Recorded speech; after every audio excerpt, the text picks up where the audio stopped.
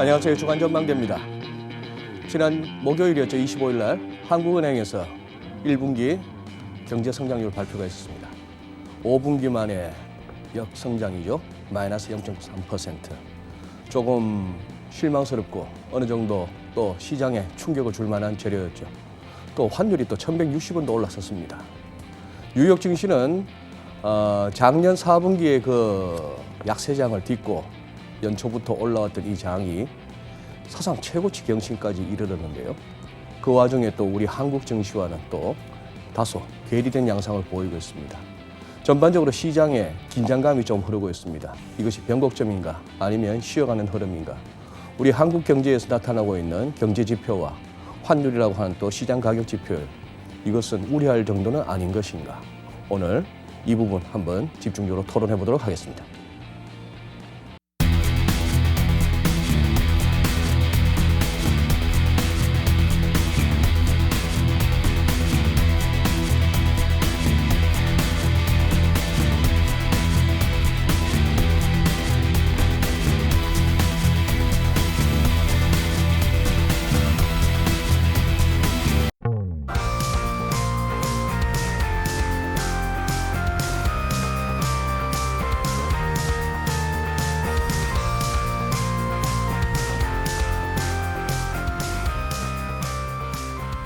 네, 이번 주 함께해 주실 전문가분 소개해 드리겠습니다.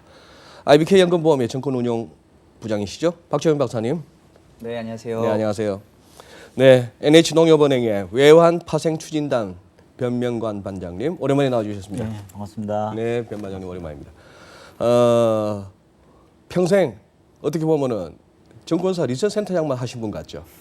IBK 투자증권 센터장이셨던 이종우 경제평론가님 나와 주셨습니다. 네, 안녕하세요. 네, 안녕하세요. 보자. 참, 이 녹화일 목요일 날 한은 경제 성장률 발표도 있었고 환율도 난리가 났었고 채권 시장도 뭐 꽤나 많이 움직였던 날인데 우리 박정현 박사께서는 보니까 시장이 좀 시달리신 것 같고 우리 변 반장님은 어제 오늘 1150원 올랐었던 다음 날 바로 1160원까지 올랐었으니까 표정만 봐도 굉장히 경무에 시달리신 듯한 업체들 전화가 아주 쇄도했겠습니다. 맞습니다. 예, 그죠? 전화 많이 받았습니다. 기업들이 많이 놀래죠. 예, 많이 놀랍니다. 생각보다 빠르다. 예, 맞습니다. 그런 것 같아요. 첫 질문은 그렇게 한번 여쭤보겠습니다. 한은의 이 지난 우리 2019년 1분기 실질 경제 성장률 마이너스 0.3%예요. 전분기 대비죠. 전분기 대비인데 어떻게 보셨습니까?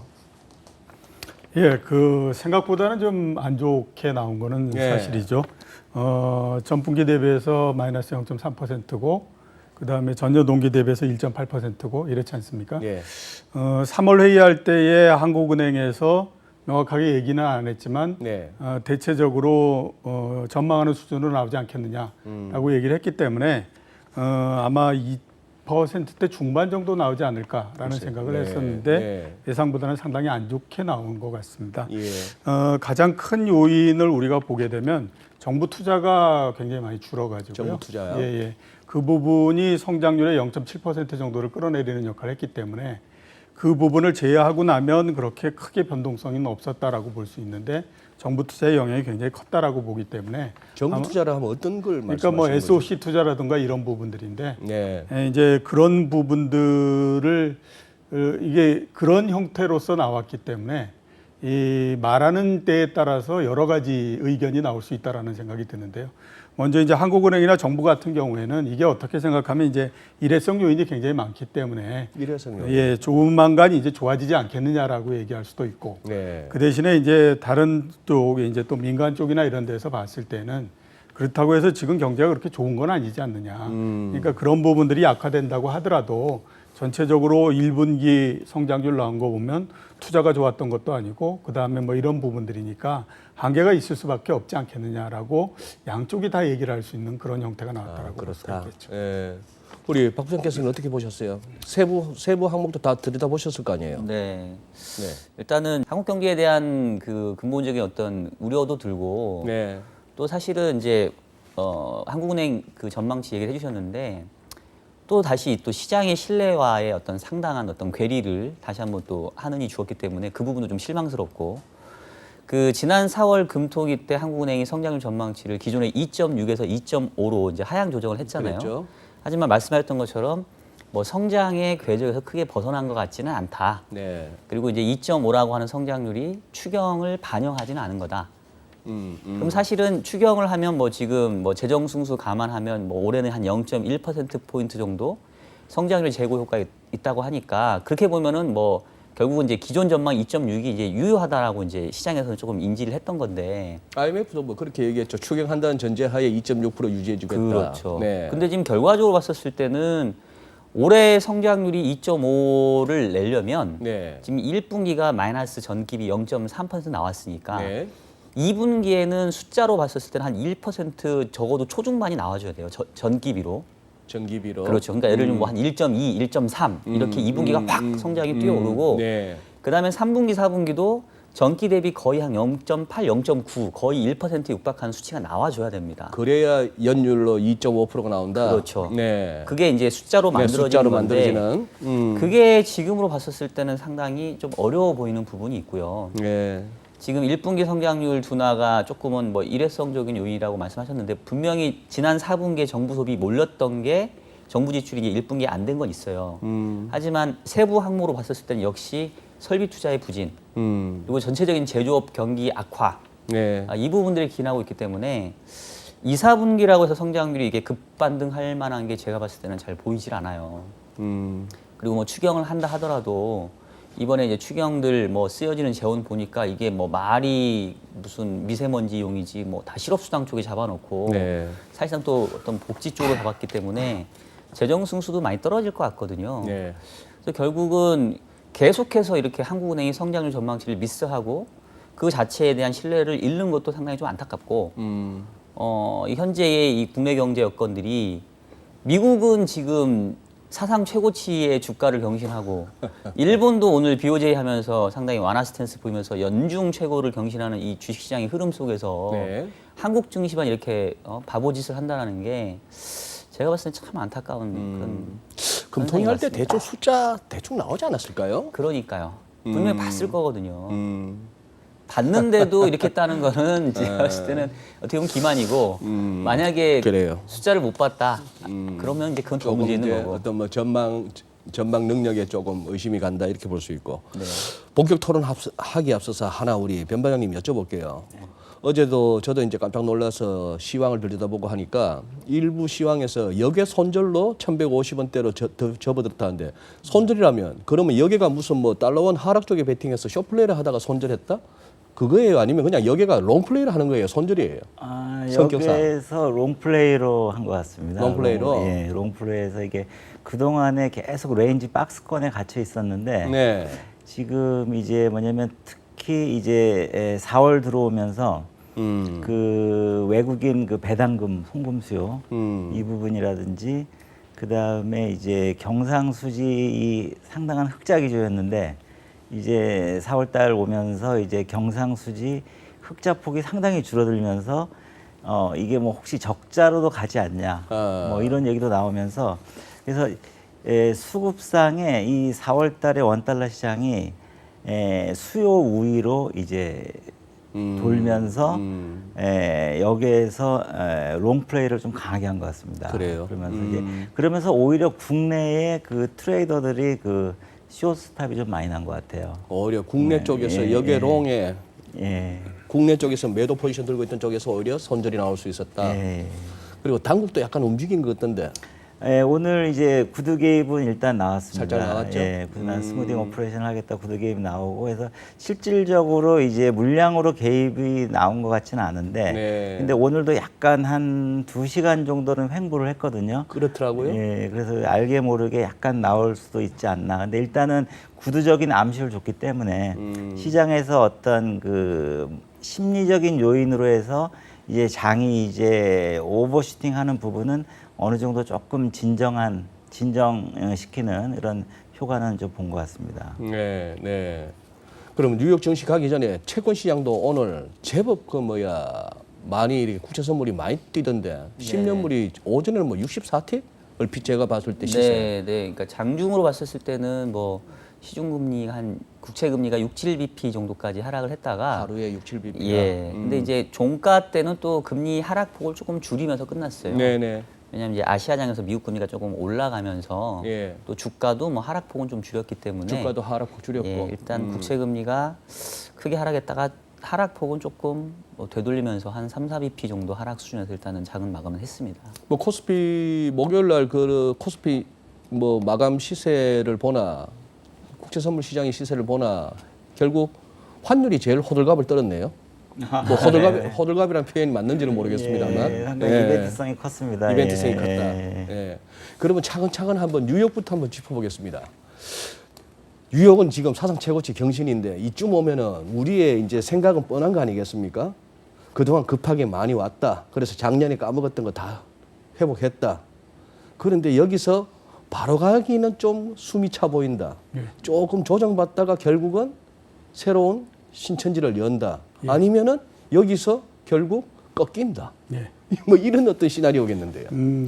뭐 말씀하셨던 것처럼 네. 두 가지 시나리오 이렇게 그 얘기들 할 수 있겠죠. 네.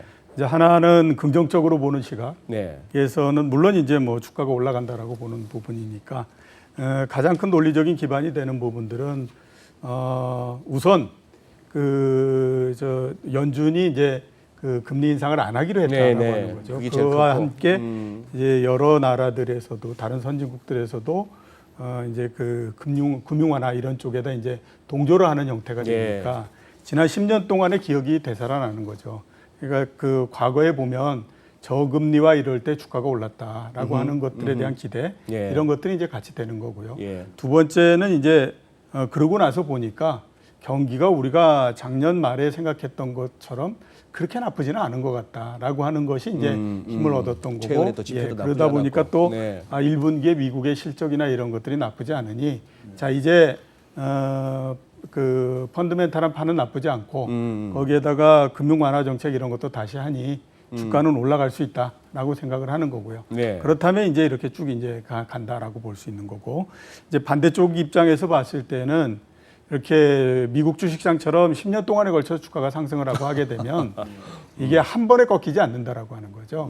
오랜 시간 동안에 걸쳐서 많은 그 고점을 만들고 그 다음에 이렇게 내려가는 형태인데 네. 작년도 같은 경우를 한번 보면 1월 달에 한번 고점을 만들었고 그 다음에 그 한 10월 달 정도에 한번 또 고점을 예. 만들었고 이렇게 이제 여러 번의 고점을 만들고 있는 과정이고 이번도 그렇다라고 하는 거죠. 그렇게 되면 지금 미국 시장의 S&P 500이나 이런 거를 기준으로 해서 보게 되면 크게 1년 반 동안에 걸쳐서 계속해서 위에서 지금 달아내주고 있는 그런 상태다라고 봐야 되거든요. 달아내주고 있다. 예, 이제 그런 형태니까 이게 시간이 지나면서 힘이 약해지는 그 과정 중에 하나다. 이렇게 보는 것이 이제 부정적인 형태로서 이렇게 보는데,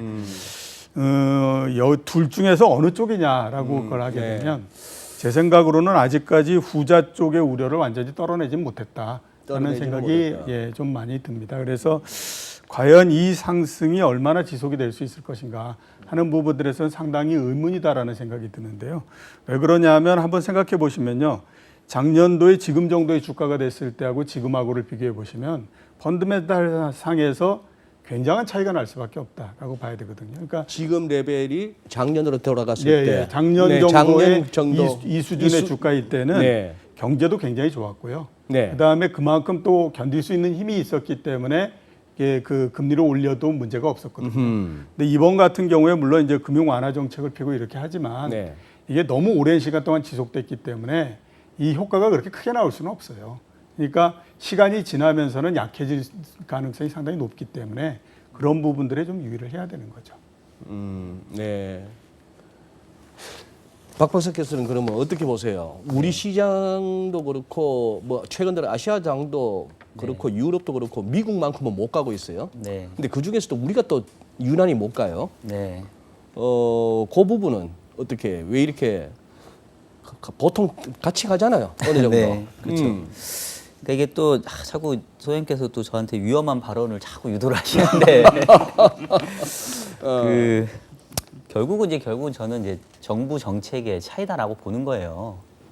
아까 얘기했던 것처럼 미국은 지금 사상 최고치를 경신하고 있는 주가의 흐름이고 네. 일본도 연중 최고치를 경신하는 흐름인데 네. 우리 증시만 같이 조금 동행하는 듯 하다가 지금 꼬꾸라져 내려온 부분들은 네. 결국 이제 펀더멘탈의 차이 부분이고 펀더멘탈 차이는 결국 정부 정책의 긍정적인 효과가 그들은 나고 있는 거고 우리는 정부 정책이 오히려 경기에 부담을 주는 형태가 되고 있는 거고 아까 제가 이제 설비 투자 부진했고 뭐 수출 안 됐고 했는데 결과적으로 현재 정부의 정책들 자체가 어떤 민간의 투자라던가 소비라던가 이런 것들을 이끌 수 있는 그런 정책이 아니라고 저는 보는 거거든요.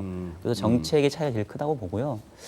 아까 이제 그 선타장님 말씀하신 내용 네. 조금 저는 생각이 다른 게 저는 조금 미국 시장만큼은 저는 여전히 좀 불리시하게 보거든요. 미국은 예.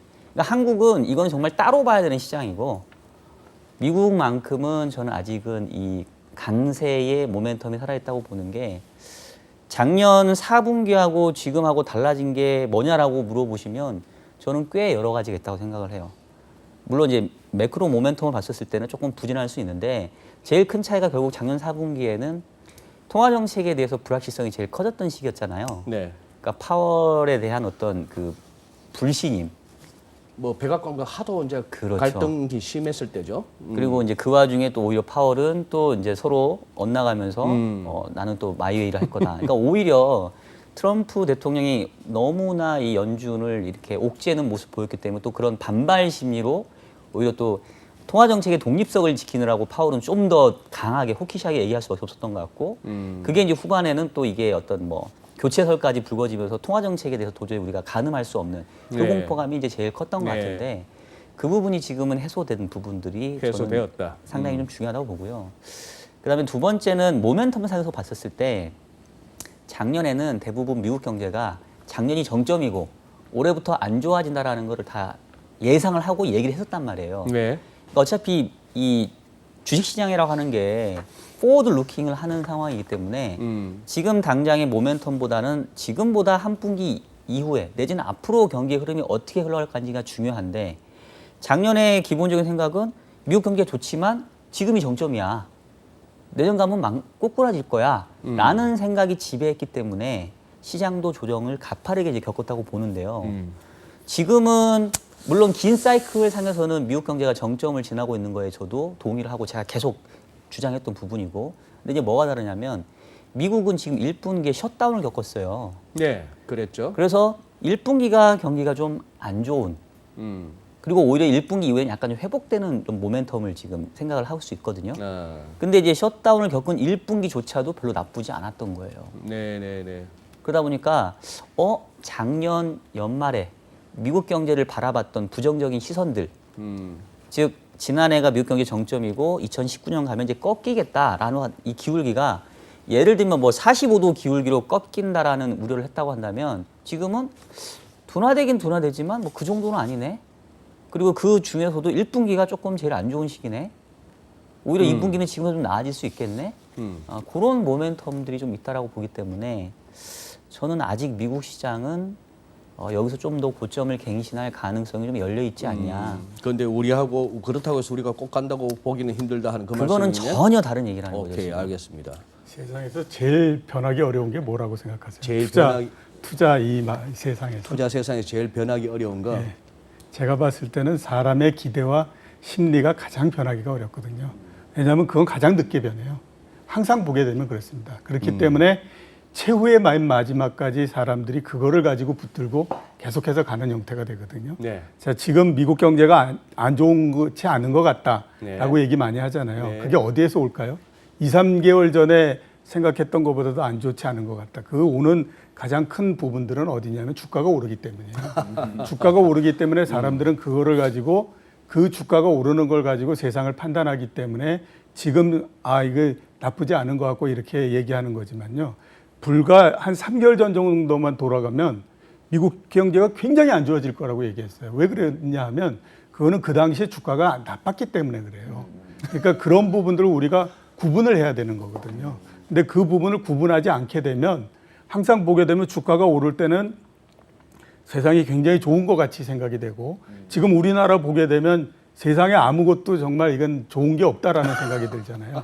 그러니까 그런 부분들에서는 벗어나야 된다라고 하는 거죠. 네. 참 우리 제 입에는 아직도 센터장님이 이 센터장님은 말씀 듣고 토론하다 보면 참 한 번씩 이렇게 땅땅 때려주시는데 그러니까 아까 참 우리 저 분장실에서 잠시 얘기했습니다만 우리 불과 몇 개월 전에는 우리나라 자동차 주식들 예, 진짜 그렇죠.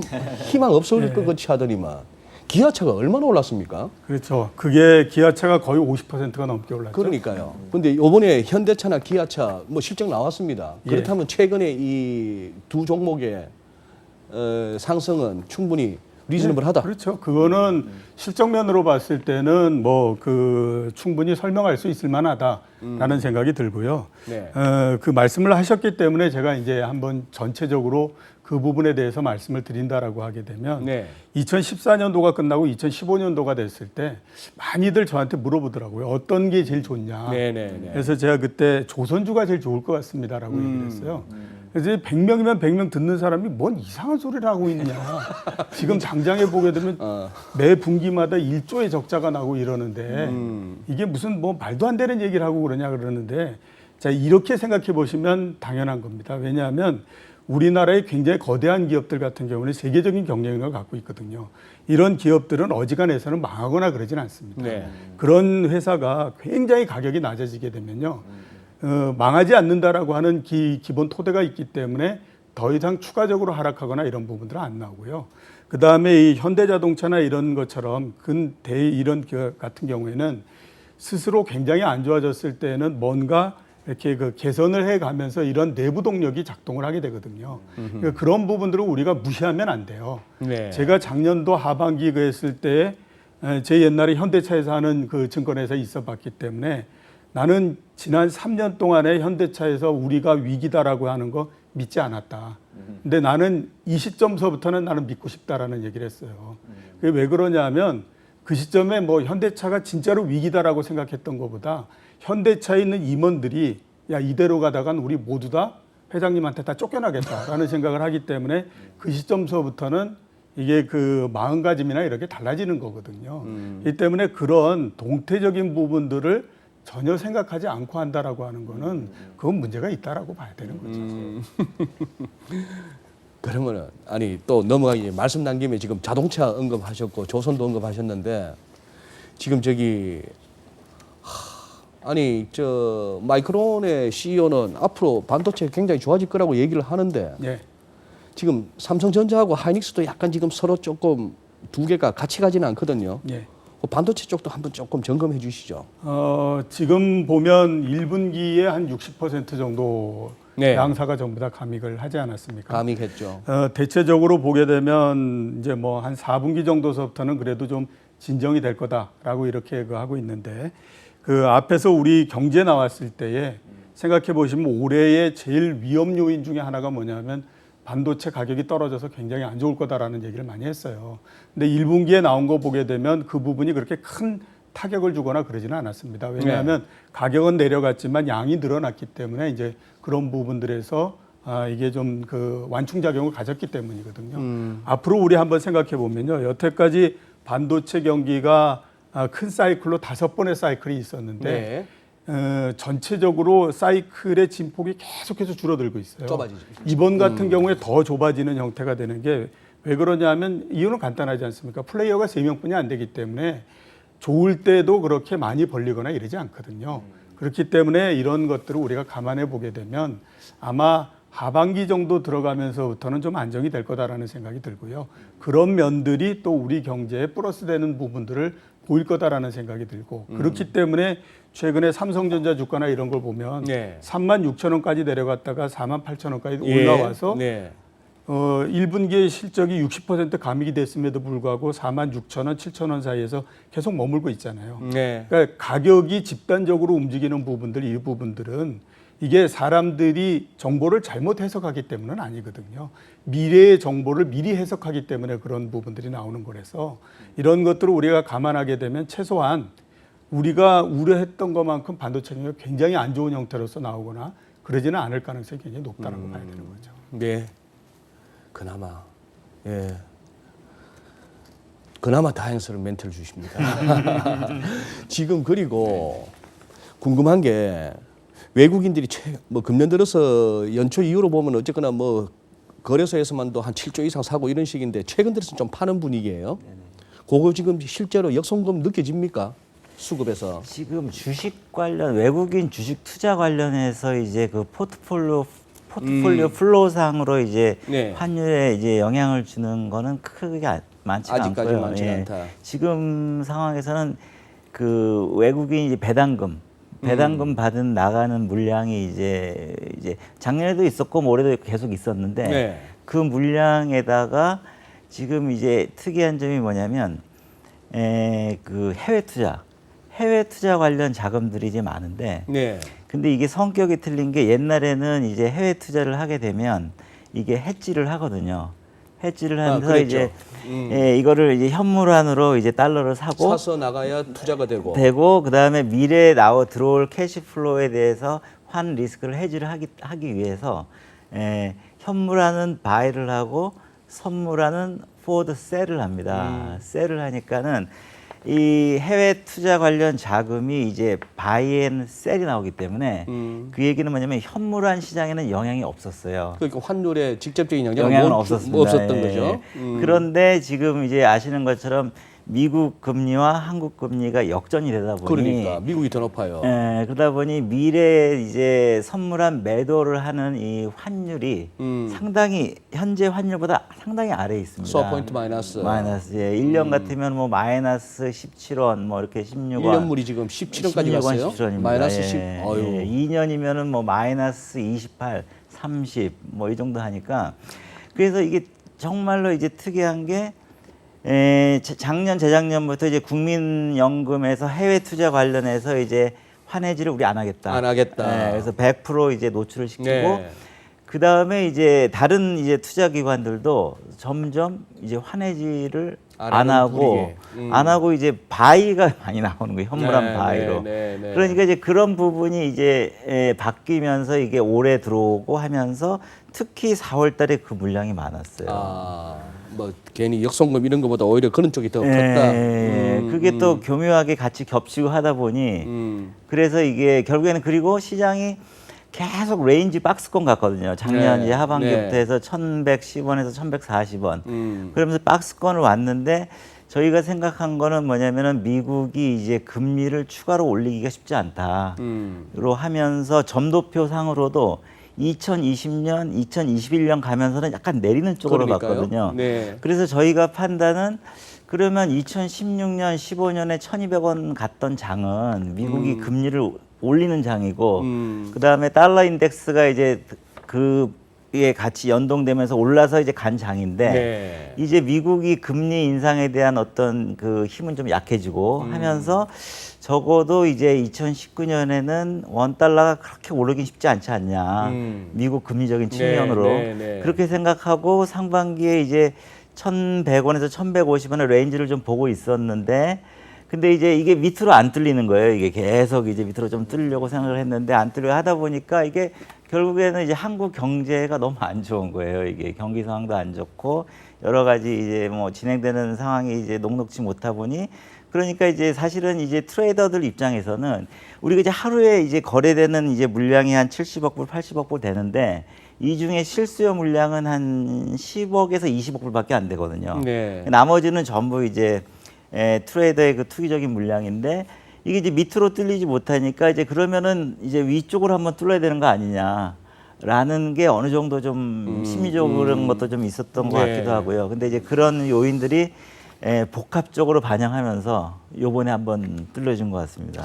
우리 주간 전망대에서 이렇게 간헐적으로 이제 환율을 다뤘는데 예전에도 그랬다시피 우리 전문가분들은 전부 설명하신 데 있어서 이 해외 투자 부분이 굉장히 중요하더라고요. 그것이 결국 우리 경상수지 흑자로 인한 달러 공급 우위로 인한 환율 하락 압력을 이렇게 상쇄해주는 중요한 변수였는데 그걸 갖다 오늘 변 반장님도 또 확인을 해주셨고 또 하나 이제 경상수지에 대한 그 우려가 많은 이렇게 다른 전문가분들한테서도 제가 요즘 많이 듣고 있습니다. 그래서 그 부분을 조금 더 이렇게 한번 짚어봐야 되겠는데 왜냐 이게 여기애들이 그동안에 원화에 관심이 없다가 한번 움직였으면은 뭐 어쨌거나 이 선수들은 저는 뭐 예전 기억으로 봐서는 칼을 뽑았으면 무라도 썰어야 돼요.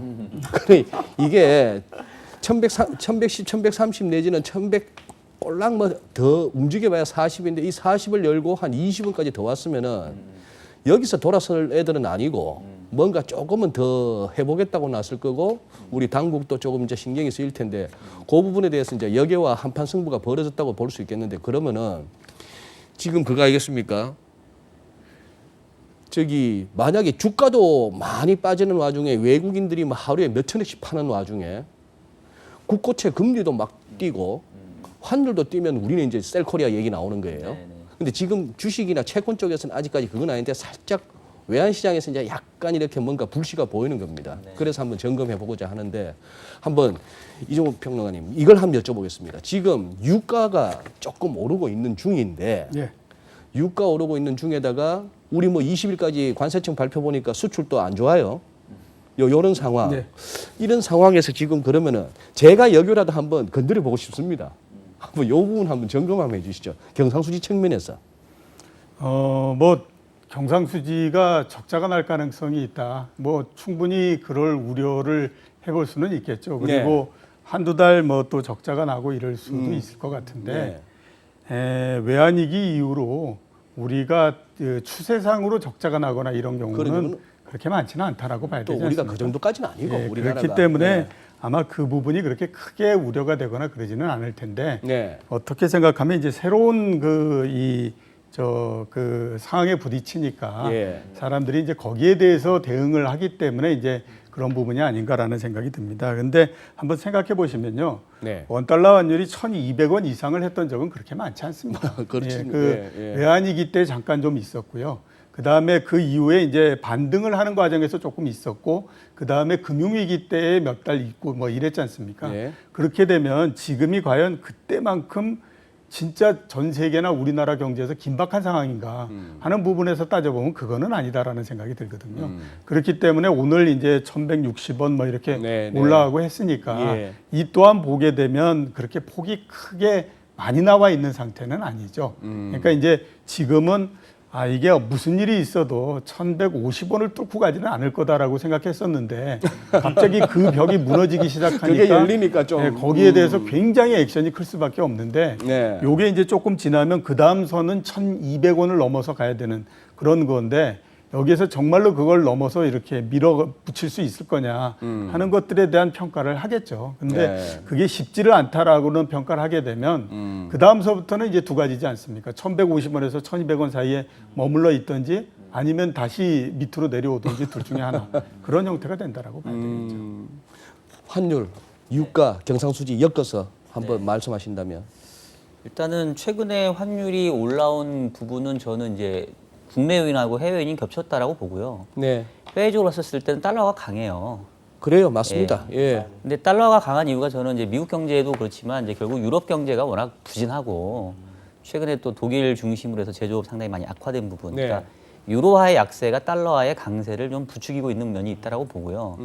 근데 문제는 그랬었을 때 뭐 신흥국 통화는 또 상대적으로 달러화보다 또 강했던 적, 또 원화는 오히려 또 뭐 달러와 동행했던 적이 있었는데 문제는 지금 국내에서는 또 최근에 수출이 작년 12월부터 올해 3월까지 4개월 연속 마이너스를 기록했고 네. 그다음 지금 4월도 20일까지 마이너스 8%인 걸 보니 뭐 4월도 지금 거의 5개월 연속으로 수출 증가의 마이너스일 것 같아요.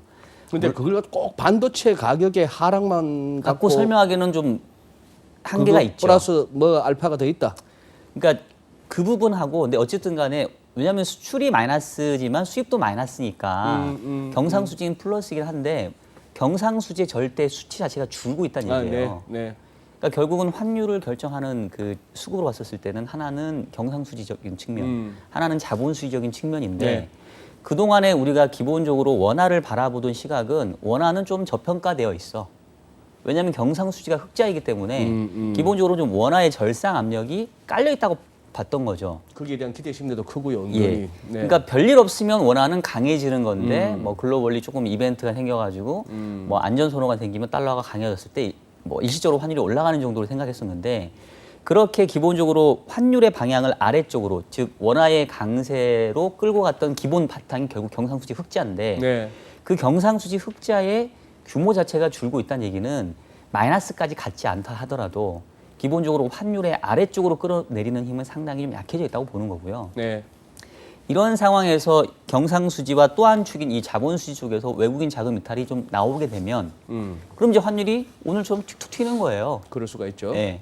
그래서 뭐 물론 지나놓고 보면 1,200원 넘어가고 이러지는 저도 않을 거라고 보지만 분명히 이 환율과 연계되어 있는 뭐 개인들도 그렇고 기업들도 그렇고 환율이 1,110원에서 1,145원 그 레인지에서 놀던 거랑 지금 1,160으로 올라온 상황은 상당히 공포스럽고 위협스러울 수밖에 없거든요. 좀 싸해요. 20원이라고 하는 수준이 저희가 뭐 얘기할 때는 별거 아닌 것 같지만 네. 실제 기업을 하는 입장에서는 저는 엄청난 큰 수준이라고 생각을 합니다. 그래서 일단은 말씀하셨던 것처럼 기존의 박스권을 지금 거의 2년 만에 뚫어낸 상황들이고 네. 아까 얘기했던 것처럼 기존의 환율을 아래쪽으로 끌어냈던 경상수지의 규모가 적어졌고 최근에 국내 경제의 부진함으로 인해서 외국인들이 여기서 일시로 좀 장난을 치거나 자금이 빠져나가게 된다고 한다면 기본적으로 환율은 오버슈팅하는 경향이 있거든요. 네. 그래서 저도 뭐 1,200원 이상 쭉쭉 뻗어날 거라고 보진 않지만 환율의 오버슈팅을 자극할 만한 그런 여건들이 지금 마련되어 가고 있다. 그런 측면에서 환율을 아래쪽으로 단기에 빠르게 보기에는 지금은 오히려 위쪽을 한번 확실하게 확인하는 과정을 좀 거쳐야 되지 않을까 이런 생각이 좀 들어요.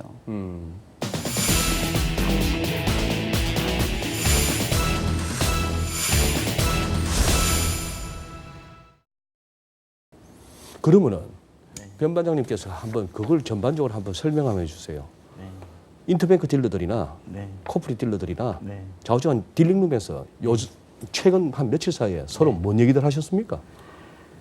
저희가 환율 어떻게 될 것 같냐?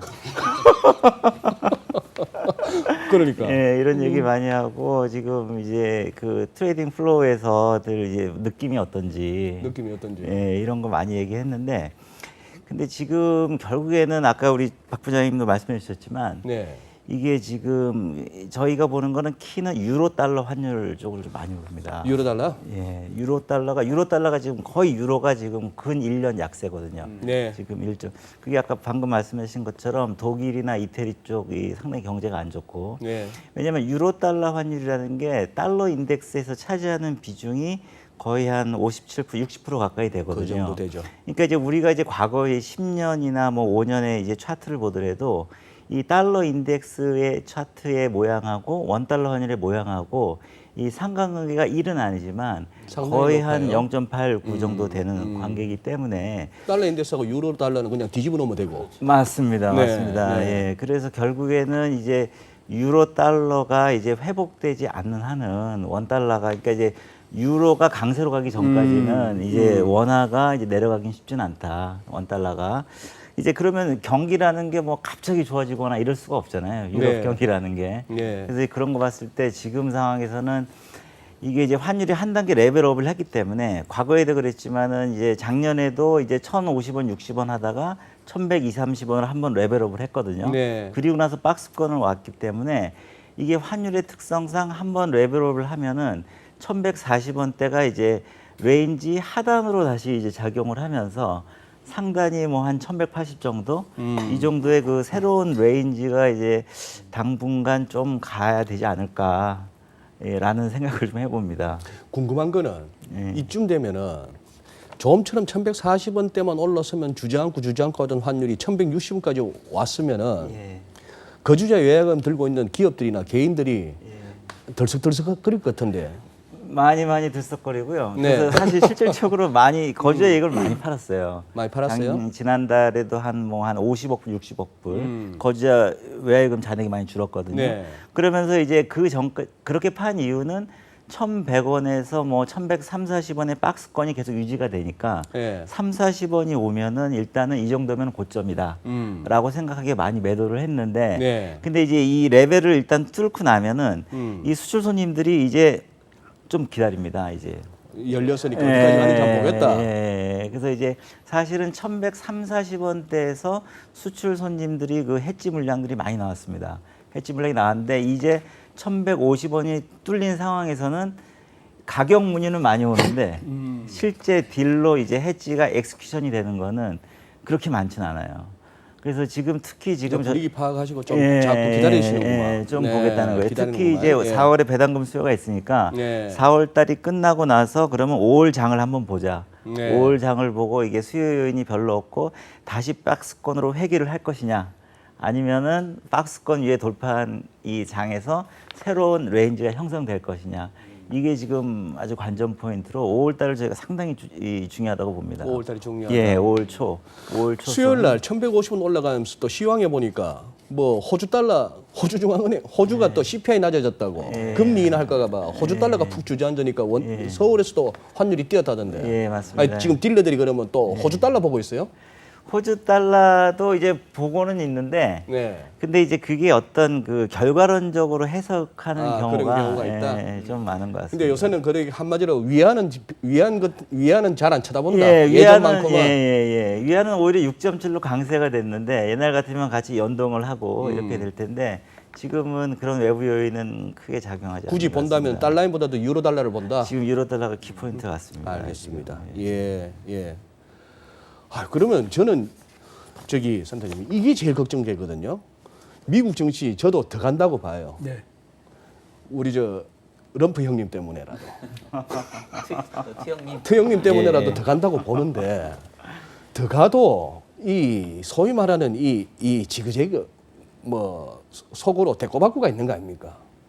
지금 작년에 이만큼 빠졌던 걸 그냥 논스톱으로 이까지 와갖고 전고점까지 왔으면은 여기서 뭐 하다 못해 한 5% 정도는 조정받고 가는 게 그게 우리가 자주 보는 차트요. 시장의 속성 아니겠습니까? 이 시장 간다 싶어도 이 정도면 됐다 싶어서 1차적인 차익 실현 욕구가 생길 만한 레벨인데 여기서 그러면 한 며칠이라도 미끄러지면은 뉴욕 증시가 미끄러지고 뭐 어쩌다가 다우가 뭐 한 400포인트 빠지고 이러면은 지금 미국이 사상 최고치 경신을 해도 우리가 잘 못 가는 장에서 우리는 더 빠지고 외국인 조금 더 털고 이러면은 이 환율이 한번 순간적으로 한번 구조적으로는 아니더라도 뭐 이렇게 트레이딩 관점에서 여기가 한번 깨물겠다고 한번 나올 만한 분위기 아닌가 싶어요.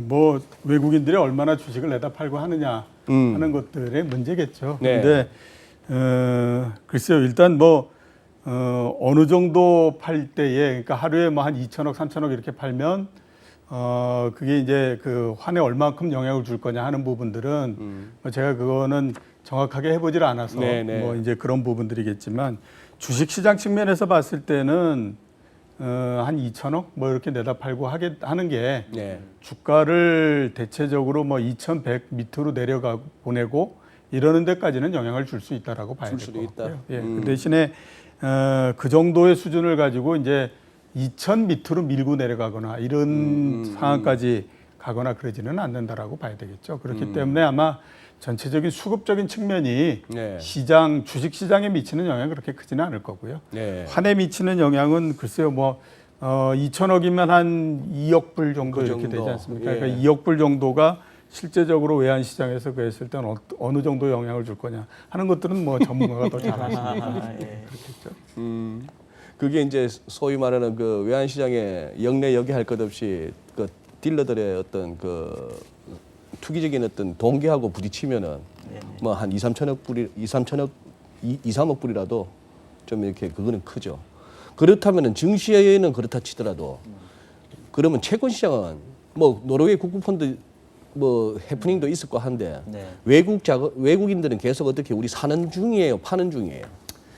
사실 이제 외국인들이 국내 채권 시장에 미치는 영향은 이게 수급이 현물만 봐서도 안 되고 네. 선물만 봐서도 안 되고 좀 네. 이렇게 같이 결합해서 봐야 돼요. 예. 근데 최근에 현물 쪽 흐름은 오히려 지금 아까 이제 그 FX 수합 쪽에서 보면은 바이앤셀이 득세하는 시장이기 때문에 수합 포인트가 많이 눌려 있거든요. 네.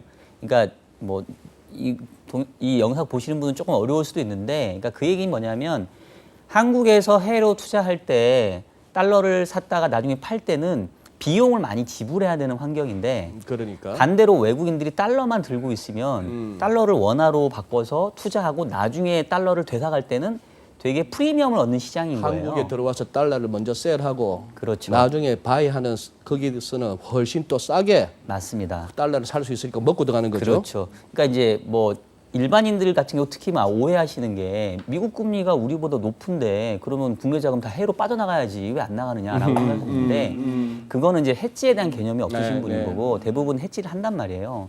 근데 지금은 국내의 금리 차보다는 스왑 포인트가 훨씬 낮기 때문에 외국인 입장에서 오히려 달러를 가지고 들어와서 원화 바꾸고 국내 채권 사서 나중에 달러한 선물을 매수해버리면 흔히 말하는 재정거래, 네. 무위험 재정거래가 형성되기 때문에 현재 외국인의 현물 채권의 플로우는 오히려 자금의 유입입니다. 미국 금리가 높다 하더라도 네. 스왑 포인트가 훨씬 그보다 더 싸기 때문에 오히려 자금은 들어오고 있어요. 그래서 네. 그거는 괜찮은데 선물 쪽의 포지션들은 얘네들은 좀 왔다 갔다를 해요. 그래서 제가 경험적으로 뭐 애널리스트 생활 채권 쪽에서 그래도 제가 뭐 거의 시장만 18년 맞으니까 그럼 대체로 외국인들이 국내 채권 시장에 영향을 미치는 영향력은 현물보다는 선물 쪽의 영향력이 훨씬 크고요. 선물 시장의 포지션. 선물 시장에서? 예, 예. 그러니까 외국인들이 선물 시장에서의 포지션을 매수로 가져가느냐. 국채 선물 시장에서 맞습니다. 오해할 수 있네요. 예, 외국인들이 국채 선물을 네. 매수를 하느냐, 매도를 하느냐가 훨씬 그 채권 시장에 미치는 영향이 크다는 얘기예요. 네. 현물 쪽에 현물보다. 채권 현물보다는 현물이야 당연히 우리 국내 플레이어들이 로컬들이 다 들고 있고 그 규모로 보나. 네네. 그런데도 불구하고 꼬리가 몸통을 흔드는 거 아니야. 그렇죠. 선물한테 휘둘리는 거 아니에요. 맞습니다. 네. 그래서 지금 제가 말씀드린 거는 현물 쪽은 그냥 외국인 자금 조금 꾸준히 들어오고 있다. 그래서 그거는 별 문제는 아니고. 그러면 환율 지금 조금 오른다고 해서 네. 바로 이런 데서 또 이제 즉각적으로 뭐 시황쟁이들 말하는 네. 외국인 자금 이탈 우려 이거 좀 오바죠. 그거는 채권 쪽은 그거는 상당히 아니다. 잘못된 생각입니다. 예, 그렇진 않아요. 주식도 마찬가지다. 왜냐하면 네. 그 주식을 투자하겠다고 들어오는 해외 투자자는 네. 제 1번으로 고려하는 것이 주가지 1번이 환율이 아니거든요. 네, 그러니까 네. 환이 아무리 많이 움직인다고 한번 해서 네. 정말 1,100원에서 1,200원을 간다고 해봐야 네. 그게 몇 퍼센트입니까? 한 8% 내지 9%밖에 안 되잖아요. 네. 하루에 그 상한가가 30%이기 때문에 1차 고려는 주가거든요. 그러니까 그 제가 제일 안 믿는 것 중에 하나 그리고 옛날에 그래서 우리 애널리스트들이 써왔을 때 말도 안 되는 얘기다라고 해서 찍찍 그랬던 것 중에 하나가 뭐냐면 환에 따라서 외국인들이 들어오고 나간다 이런 얘기하면 네. 가서 다시 써- 공부해가지고 써라. 다시 써가지고 와라. 저도 옛날 시황 쓸 때 그냥 뭐 대충 그걸로 얼버무린 게 많았는데. 네. 저도 좀 말씀을 아직 끝내지 못했는데 그래서 이렇게 보면 외국인 선물 국채 선물의 수급은 최근에 살짝 매도 우위였어요. 그러니까. 그래서 외국인들이 선물 포지션을 계속 줄여왔거든요. 예. 그러니까 즉 외국인들은 국내 금리가 상승하는 쪽에 조금 배팅을 하는 네. 그런 포지션이었는데 그게 오늘 조금 변화의 징후가 보여요 지금. 일단 금통위 때 살짝 한번 변화가 있었고. 예. 그러니까 그동안 계속 선물 포지션 줄여오다가 지금 지난주 금통위부터 해가지고 다시 조금 이제 더 팔지는 않고 네.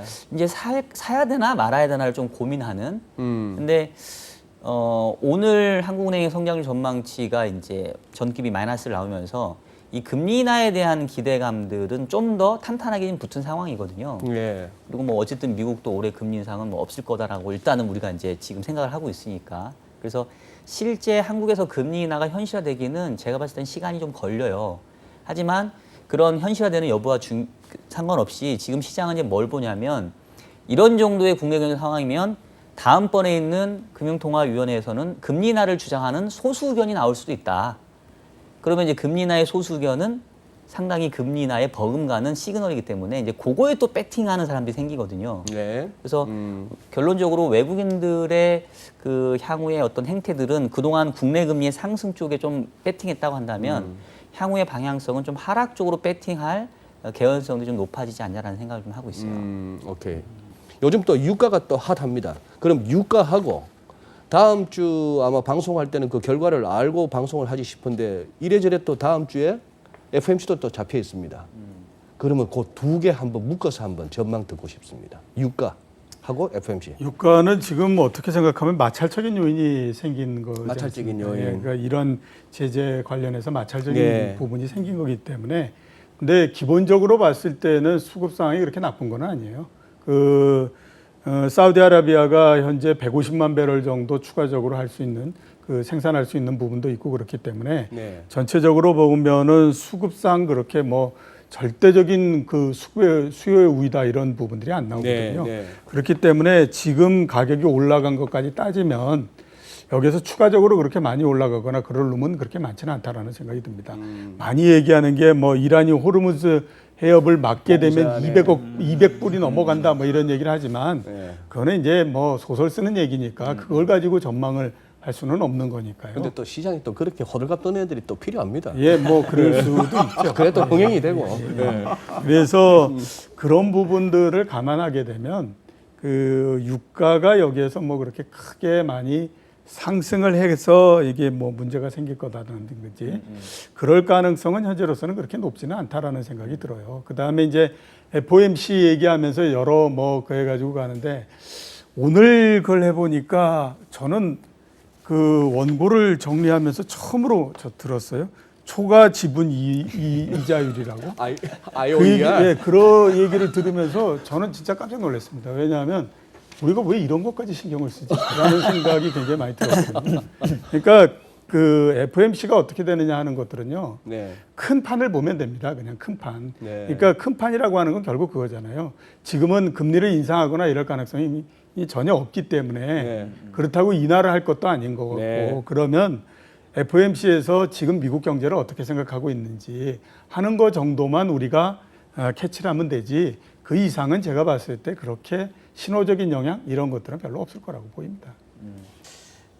제가 판단하기에는 뭐 그쪽을 제가 이제 아주 직접적으로 이렇게 뭐 이제 그 잘 보는 장 쪽은 아닌데 네. 유가 쪽은 뭐 지금 좀 올라오고 있는 상황이고 네. 근데 저는 이제 유가하고 이제 올라오다 보니까 이제 환율 쪽을 생각 안 할 수가 없는데 그러니까요. 유가가 이제 35불, 40불이다가 이제 한 70불 오면 2배 올랐거든요. 네. 그러면은 저희가 이제 생각하는 뭐 에너지사들은 이제 만약에 뭐 20억 불을 이제 연간 20억 불을 산다 그러면 이 40억 불을 사야 40억 되거든요. 불 사야 되네요. 그게 이제 그 수요적인 측면에서 환율을 조금 이제 상당히 좀 받쳐주는 요인으로 작용할 수 있다. 유가가 올라갔을 때는.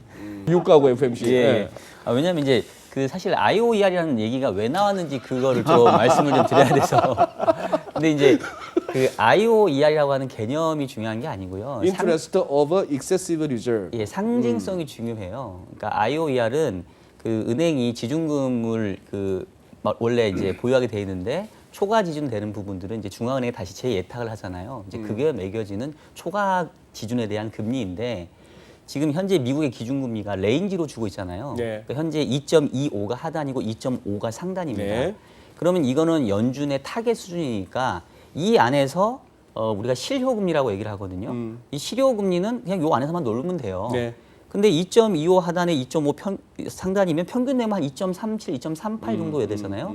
근데 현재의 이 FF 우리가 EFF라고 얘기하는데 실효 기준금리는 한 2.44 정도 됩니다. 그러니까 무슨 얘기냐면 연준은 레인지를 줬는데 그 레인지의 실제 금리는 중간 정도가 아니라 상단 부분에 거의 붙어 있다는 얘기예요. 네. 그러니까 그 얘기는 현재 자금 시장에서는 조금 타이트한 환경인 거죠. 자금이 좀 빡빡하다. 예. 그러면 이제 이게 IOER하고 뭔 그 관계가 있는데 이 IOER라고 하는 게 일종의 실효금리의 상단 역할을 해요. 네. 그래서 작년 12월에도 이제 채권 쪽 하시는 분만 기억을 하는데 작년 12월에도 연준이 기준금리를 올렸잖아요. 네. 연준의 기준금리를 25bp 올렸는데 이 IOER은 20bp만 글쎄. 올렸어요. 그러니까 그 얘기는 뭐냐면 우리가 기준금리를 올려서 긴축을 가져가는데 실제 시장에서 자금에 거래되는 금리는 상단에 붙지 마. 덜 올라와. 그냥 중간 부분에 머물러 있어. 그래서 이 실효금리의 상단 역할을 하는 IOER은 기준금리를 25bp 올렸지만 얘는 20bp만 즉 상단을 낮춰준 거예요. 그래서 그때 고금리는 좀 안 넘어졌으면 좋겠다는 그렇죠. 거 아니야? 맞습니다. 근데 지금 시장을 보면 실효금리는 2.44인데 IOER은 2.4% 이것보다 좀 오히려 낮습니다. 그러니까 이미 상단을 하고 정해졌던 금리도 지금 높아져 있기 때문에 네. 지금 이제 시장에서는 무슨 생각하냐면 실질적으로 연준이 지금 긴축을 하고 있는 거 아니냐. 이 트럼프가 하도 저렇게 아이고 어떻게 하다 이렇게 하도 압박을 하도 하니까. 압박을 하니까 이거는 편집을 해야 되겠죠? 예. 하니까 기준금리를 올리지는 않는데 예. 실제 이 실효금리가 기준금리 상단에 붙어 있으니까 이건 어떻게 보면 긴축적인 환경이라고 보는 거예요. 그래서 만약에 정말로 연준이 완화적인 스탠스를 보이려면 이 IOER을 조금 더 낮춰주면 이건 확실한 시그널이죠. 니네 실효금리 기준금리 상단에 붙지 마. 네. 계속 중간 부분에 있어. 우리는 계속 이 유동성을 완화하는 정책을 펼 거야. 그래서 이제 그 조치를 요번에 해줄 거냐 안 해줄자를 그래서 관심을 갖는 겁니다. 자, 그럼 이제 진짜 마지막입니다. 그냥 큰 틀을 한번 말씀해 주시죠. 주식시장 말씀이시죠? 예, 오늘 나눴던 얘기들 가운데 주식시장의 큰 틀을 한번 말씀해 주시고 외환시장의 큰 틀을, 채권시장의 큰 틀을. 제가 생각하기에는요, 우리나라 주식시장은 올해의 바닥은 2,000이고, 바닥은 예, 있죠. 그 다음에 천장은 2,250 정도를 기본 축으로 하고요. 물론 그게 기본 축이니까 중간에 왔다 갔다 하면서 그거보다도 밑으로 내려갈 수도 일정하게 조금 내려갈 수도 있고 위로 조금 더 올라올 수도 있고 이런 부분들은 있지만 천장을 조금 더 써주시죠. 조금 기본 축은 그 사이에서 계속 있다라고 봐야 되는 거죠. 왜 그러냐면 물론 이런저런 그게 있겠지만 어떻게 됐든지 펀더멘탈이 안 좋은 거는 분명하다라고 네. 우리가 봐야 되는 거거든요. 그러면 어떤 상황이 온다고 하더라도 그 펀더멘탈한 상황이 안 좋은 상태에서 주가가 계속해서 올라갈 수는 없습니다. 그러니까 이제 그런 부분들 우리 고려해야 되고 그 다음에 이제 이게 바닥 이런 걸 우리 한번 생각해 보면 1,800포인트라고 하는 거는 2011년서부터 시작해서 2016년도까지 6년 동안에 왔던 그 주가의 밑바닥이지 않습니까? 그죠? 그 사이에 굉장히 많은 일이 있었어요. 네. 그러니까 유럽에서 재정 위기도 발생했었고 여러 가지 이유 그게 있었는데 그걸 밑으로 내려가지 않았거든요. 네. 기업 실적도 그 당시에 보면 분기당 35조를 넘지 못했었어요. 영업이익이. 그러니까 그런 것도 우리가 다 고려를 하게 되면 1,800을 그렇게 밀고 내려가기는 어렵다라고 하는 거죠. 그러면 거기에서부터 이게 전체적으로 이익이 그 이후로 증가한 부분들을 있고 그러니까 그렇게 따지면 2,000포인트를 뚫고 내려오기는 그렇게 쉽지는 않다라고 봐야 돼요. 그러니까 올해 주식시장은 그 폭 내에서 계속 있는 거거든요. 그렇기 때문에 이번 같은 경우에 한번 고점을 이제 한번 만들어 본 거고 그러면 또 다시 이제 저점이 얼만큼 가느냐 하는 것들을 한번 테스트하는 국면으로서 가겠죠. 그렇죠? 그렇기 때문에 그렇게 생각하면 굉장히 쉬운데 네. 자꾸 이제 미국 시장이 어떻게 되니까 우리가 또 어떻게 돼야 되는 거 아니야 이렇게 가기 시작하면 이게 이제 끝이 안 나오는 게임이 된다라고 봐야 되죠. 알겠습니다. 예. 우리 변반장님. 네. 네네. 환율은 이제 요번에 이제 그동안에 유지됐던 1,100원에 1,140원 박스권이 이제 돌파가 됐기 때문에 네. 이제는 이제 새로운 레인지로 해서 한 1,140원이 하단으로 가고 1,170원이나 1,180원 이 정도 레인지가 새로운 레인지로서 상당 부분 상당 기간 좀 갈 수 있는 여지가 있다. 근데 이제 이 레인지가 바뀌려고 하면은 이제 말씀드렸던 것처럼 이제 그 유로달러에서 유로가 다시 강세로 오는 부분 그런 부분은 이제 반대로 얘기하면 달러가 약세거든요. 예. 그런 상황이 오기 전까지는 이제 상당 기간 이제 새로운 레인지로 좀 가지 않을까 이런 생각을 해봅니다. 네. 그런데 이제 우리나라가 이제 수출 쪽 손님들이, 그러니까 제가 이제 거래를 해보면 수입 쪽 손님들은 이제 매출 사이클이 짧아요. 그래서 수입 쪽 손님들은 환율이 변동성이 큰 게 이제 안 좋은 거지 1,180원으로 계속 가면은 또 괜찮아요. 수입 손님들은. 근데 이제 수출 손님들은 절대 레벨이 높은 게 좋거든요. 예. 이 제조업 레벨이기 때문에. 그래서 제가 이제 손님들한테 항상 얘기하는 거는 이 환율이 이제 1,150원에서 1,180원 정도 사이에 있으면은 이제 저희가 이제 그 금융위기 이후에 한 10년 동안은 환율이 거의 1,000원에서 1,200원 레인지로 가고 있거든요. 10년 동안. 그러면 상당 부분 좀 위에 있는 부분이거든요. 현재가. 그래서 이런 부분을 수출 손님들은 그 미래의 캐시플로우를 좀 해징을 할 수 있는 좋은 기회로 삼아서 이제 사업에 좀 잘 이용하는 어떤 계기로 삼았으면 좋겠습니다. 네. 사실 저는 오늘 되게 좀 피곤했는데, 그러니까 저희 회사에서 제가 맡고 있는 게 이제 유가증권 운용 부장을 네, 맡고 있잖아요. 네. 그러니까 저는 주식도 투자하고 채권도 투자하고 그 와중에 해외 채권에 따른 FX 환해지도 해야 되니까 사실 그 세 시장을 다 봐야 되는데 오늘 정말 피곤한 하루였단 말이에요. 그래요. 근데 이제 무슨 생각을 하냐면 기본적으로 결국은 이제 이 자산 시장의 양축은 주식하고 채권인데 이게 주식하고 채권이 어떨 때는 같이 동행하는 때가 있고요. 그러니까 같이 좋아지고 같이 안 좋을 때가 있고 어떤 때는 이제 엇갈려 가지고 뭐 주식이 좋으면 채권이 안 좋을 때가 예, 있고 뭐 예, 이런 예, 경우가 예. 있는데 올해 시장을 놓고 보면은 현재까지는 주식도 어쨌든 작년 말 대비 좀 올라 있고요. 채권 금리도 작년 말 대비 금리가 빠져 있어요. 빠져 있어요. 그러니까 결국은 어떻게 보면은 뭐 정도의 차이만 있지만 미국도 그렇고 한국도 그렇고 주식과 채권이 나름 아직까지는 다 플러스 성과를 내고 있는 상황이에요. 그 얘기는 결국은 현재의 장의 특징이 저는 일종의 유동성 장세가 상당히 큰 키다. 결국 작년 말에 연준이 통화정책 스탠스를 완화로 바꿔주고 또 최근에 뭐 확실하게 금리 인상 가능성까지 지워졌기 때문에 주식은 유동성에 대한 기대로 채권은 금리 인상될 줄 알았는데 시기가 늘어져 하니까 이제 각자의 논리로 다 지금 강해지고 있는 거거든요. 네. 그래서 이게 흔히 말하는 유동성 장세에서 실적 장세로 넘어갈지는 저는 잘 모르겠고 지금 현재의 주식과 채권의 어색한 동거, 불편한 동거 이게 언제까지 이어질지가 저는 개인적으로 저희 운용하는 데 상당히 지금 관심사인데 제가 지난번 방송 나왔었을 때 그 어떤 중요하게 보일 지표로 저는 유가를 보겠습니다라는 말씀을 드린 거 네. 기억하실 네. 거예요. 왜 유가를 말씀드렸냐면 연준이 지난해 그렇게 강경하게 긴축적인 스탠스를 취했다가 완화적인 스탠스로 돌아갈 수 있었던 배경은 물론 트럼프도 압박을 가긴 했지만 기본적으로 유가가 9월 말까지만 하더라도 75불 갔던 게 4, 4분기에 40불까지 거의 반토막이 나면서 네. 전체적으로 뭐 경기에 대한 우려도 낮추긴 했지만 물가 자체를 확 낮춰버렸거든요. 네. 그리고 요즘 연준에서는 연준 위원들이 조건부 금리 인하를 얘기합니다. 물가 전망이 물가 상승률이 1.5를 밑돌게 된다면 금리 인하도 우리는 타당하다고 본다. 이런 조건을 내걸어요. 그 말 써먹더만. 예. 예. 그러니까 그 얘기인즉슨 앞으로도 계속해서 물가가 낮은 환경으로 가게 되면 경기가 그렇게 나쁘지 않고 주식시장이 이렇게 좋음에도 불구하고 금리 인하를 검토해 볼 수 있다는 얘기예요. 그럼 역시 또 주식이나 채권이나 다들 우리한테 좋은 건데 서로 뭐 아전인수격 해석을 하겠죠. 근데 이제 그게 가능하려면 저는 결국 역시 또 유가가 키를 쥐고 있다. 유가가 지금 바닥 대비 꽤 많이 올라서 65불인데 네. 작년에 앞서 말씀드린 것처럼 9월 말까지 유가가 75불을 갔습니다. 네. 그러니까 지금 65불은 아직도 흔히 말하는 전년 동기 대비로는 유가는 마이너스예요. 즉 물가를 낮추는 쪽으로 작용을 하고 있습니다. 그래서 저는 유가가 저도 여기서 크게 치고 올라갈 걸로 보지는 않거든요. 그래서 올해 3분기 전까지 유가가 뭐 70불 이전에만 있다고 한다면 여전히 저물가에 도움을 주는 유가 환경이기 때문에 전반적으로 중앙은행들도 완화적인 스탠스를 취하면서 주식과 채권이 서로 그냥 아전인수격 해석이 가능할 것 같은데 4, 4분기가 문제가 돼요. 왜냐하면 4, 4분기는 유가의 평균치가 50불대로 뚝 떨어지거든요. 만약에 현재 유가가 4, 4분기까지 유지가 돼버리면 이제는 다시 또 비용 측면에서 인플레가 발생을 하게 돼요.